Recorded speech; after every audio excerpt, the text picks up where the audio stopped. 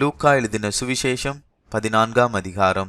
ஒரு ஓய்வு நாளிலே பரிசேயரில் தலைவனாகிய ஒருவனுடைய வீட்டிலே அவர் போஜனம் பண்ணும்படிக்கு போயிருந்தார். அப்பொழுது நீர்க்கோவை வியாதியுள்ள ஒரு மனுஷன் அவருக்கு முன்பாக இருந்தான். என்ன செய்வாரோவென்று ஜனங்கள் அவர் மேல் நோக்கமாயிருந்தார்கள். இயேசு நியாயசாஸ்திரிகளையும் பரிசேயரையும் பார்த்து, ஓய்வு நாளிலே சொஸ்தமாக்குகிறது நியாயமா என்று கேட்டார். அதற்கு அவர்கள் பேசாமல் இருந்தார்கள்.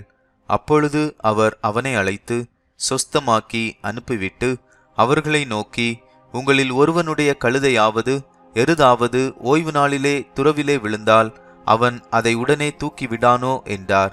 அதற்கு உத்தரவு சொல்ல அவர்களால் கூடாமற் போயிற்று. விருந்துக்கு அழைக்கப்பட்டவர்கள் பந்தியில் முதன்மையான இடங்களை தெரிந்து கொண்டதை அவர் பார்த்து அவர்களுக்கு ஒரு உவமையை சொன்னார்.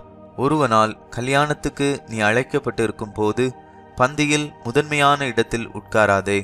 உன்னிலும் கனமுள்ளவன் ஒருவேளை அவனால் அழைக்கப்பட்டிருப்பான். அப்பொழுது உன்னையும் அவனையும் அழைத்தவன் உன்னிடத்தில் வந்து, இவருக்கு இடங்கொடு என்பான். அப்பொழுது நீ வெட்கத்தோடே தாழ்ந்த இடத்திற்கு போக வேண்டியதாயிருக்கும். நீ அழைக்கப்பட்டிருக்கும் போது போய் தாழ்ந்த இடத்தில் உட்காரு. அப்பொழுது உன்னை அழைத்தவன் வந்து, சிநேகிதனே, உயர்ந்த இடத்தில் வாரும் என்று சொல்லும்போது உன்னுடனே கூட பந்தியிருக்கிறவர்களுக்கு முன்பாக உனக்கு கனம் உண்டாகும். தன்னைத்தான் உயர்த்துகிறவன் எவனும் தாழ்த்தப்படுவான், தன்னைத்தான் தாழ்த்துகிறவன் உயர்த்தப்படுவான் என்றார். அன்றியும் அவர் தம்மை விருந்துக்கு அழைத்தவனை நோக்கி, நீ பகல் விருந்தாவது ரா விருந்தாவது பண்ணும்போது உன் சிநேகிதரையாகிலும் உன் சகோதரரையாகிலும் உன் பந்து ஜனங்களையாகிலும் ஐஸ்வர்யமுள்ள அயலகத்தாரையாகிலும் அழைக்க வேண்டாம். அழைத்தால் அவர்களும் உன்னை அழைப்பார்கள். அப்பொழுது உனக்கு பதிலுக்கு பதில் செய்ததாகும். நீ விருந்து பண்ணும்போது ஏழைகளையும் ஊனரையும் சப்பானிகளையும் குருடரையும் அழைப்பாயாக. அப்பொழுது நீ பாக்கியவானாயிருப்பாய். அவர்கள் உனக்கு பதில் செய்ய மாட்டார்கள். நீதிமான்களின் உயிர்த்தெழுதலில் உனக்கு பதில் செய்யப்படும் என்றார். அவரோடே கூட பந்தியிருந்தவர்களில் ஒருவன் இவைகளை கேட்டபொழுது அவரை நோக்கி, தேவனுடைய ராஜ்யத்தில் போஜனம் பண்ணுகிறவன் பாக்கியவான் என்றான். அதற்கு அவர், ஒரு மனுஷன் பெரிய விருந்தை ஆயத்தம் பண்ணி அநேகரை அழைப்பித்தான். விருந்து வேளையில் தன் ஊழியக்காரனை நோக்கி, நீ அழைக்கப்பட்டவர்களிடத்தில் போய் எல்லாம் ஆயத்தமாயிருக்கிறது, வாருங்கள் என்று சொல்லென்று அவனை அனுப்பினான். அவர்கள் எல்லாரும் போக்கு சொல்ல தொடங்கினார்கள். ஒருவன், ஒரு வயலை கொண்டேன், நான் அகத்தியமாய்ப்போய் அதை பார்க்க வேண்டும், என்னை மன்னிக்கும்படி வேண்டிக் கொள்ளுகிறேன் என்றான்.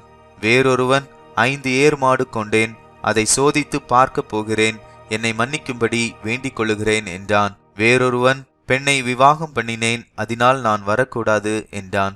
அந்த ஊழியக்காரன் வந்து இவைகளை தன் எஜமானுக்கு அறிவித்தான். அப்பொழுது வீட்டெஜமான் கோபமடைந்து தன் ஊழியக்காரனை நோக்கி, நீ பட்டணத்தின் தெருக்களிலும் வீதிகளிலும் சீக்கிரமாய் போய் ஏழைகளையும் ஊனரையும் சப்பானிகளையும் குருடரையும் இங்கே கூட்டிக் கொண்டு வா என்றான். ஊழியக்காரன் அப்படியே செய்து, ஆண்டவரே, நீர் கட்டளையிட்டபடி செய்ததாயிற்று, இன்னும் இடம் இருக்கிறது என்றான். அப்பொழுது எஜமான் ஊழியக்காரனை நோக்கி, நீ பெருவழிகளிலும் வேலிகள் அருகிலும் போய் என் வீடு நிறையும்படியாக ஜனங்களை உள்ளே வரும்படி வருந்தி கூட்டிக் கொண்டு வா. அழைக்கப்பட்டிருந்த அந்த மனுஷரில் ஒருவனாகிலும் என் விருந்தை ருசி பார்ப்பதில்லை என்று உங்களுக்கு சொல்லுகிறேன் என்றான் என்று சொன்னார். பின்பு அநேக ஜனங்கள் அவரோடே கூட பிரயாணமாய் போகையில் அவர்களிடமாய் அவர் திரும்பி பார்த்து, யாதொருவன் என்னிடத்தில் வந்து தன் தகப்பனையும் தாயையும் மனைவியையும் பிள்ளைகளையும் சகோதரனையும் சகோதரிகளையும் தன் ஜீவனையும் வெறுக்காவிட்டால் எனக்கு சீஷனாய் இருக்க மாட்டான். தன் சிலுவையை சுமந்து கொண்டு எனக்கு பின் செல்லாதவன் எனக்கு சீஷனாய் இருக்க மாட்டான். உங்களில் ஒருவன் ஒரு கோபுரத்தை கட்ட மனதாயிருந்து அஸ்திபாரம் போட்ட பின்பு முடிக்க திராணி இல்லாமற் போனால் பார்க்கிறவர்கள் எல்லாரும், இந்த மனுஷன் கட்டத் தொடங்கி முடிக்க திராணி இல்லாமற் போனான் என்று சொல்லி தன்னை பரியாசம் பண்ணாதபடிக்கு அதை கட்டி தீர்க்கிறதற்கு தனக்கு நிர்வாகம் உண்டோ இல்லையோ என்று முன்பு அவன் உட்கார்ந்து செல்லும் செலவை கணக்கு பாராமல் இருப்பானோ? அன்றியும் ஒரு ராஜா மற்றொரு ராஜாவோடு யுத்தம் செய்ய போகிற போது தன்மேல் 20,000 சேவகரோடு வருகிற அவனை தான் 10,000 சேவகரை கொண்டு எதிர்க்க கூடுமோ கூடாதோ என்று முன்பு உட்கார்ந்து ஆலோசனை பண்ணாமல் இருப்பானோ? கூடாதென்று கண்டால் மற்றவன் இன்னும் தூரத்தில் இருக்கும் போதே ஸ்தானாபதிகளை அனுப்பி சமாதானத்துக்கானவைகளை கேட்டுக்கொள்வானே. அப்படியே உங்களில் எவனாகிலும் தனக்கு உண்டானவைகளெல்லாம் வெறுத்து விடாவிட்டால் அவன் எனக்கு சீஷனாயிருக்க மாட்டான். உப்பு நல்லதுதான். உப்பு சாரமற்று போனால் எதினால் சாரமாக்கப்படும்?